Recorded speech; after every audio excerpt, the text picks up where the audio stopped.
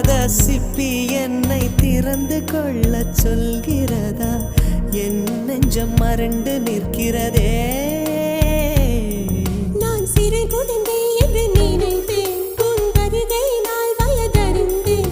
என்னை மறுபடியும் சிறு பிள்ளையாய் செய்வாயா? கட்டிலிடும் வயதில் தொட்டிலிட சொன்னால் சரியா சரியா? கட்டிலிடும் வயதில் தொட்டிலிட சொன்னால் சரியா சரியா?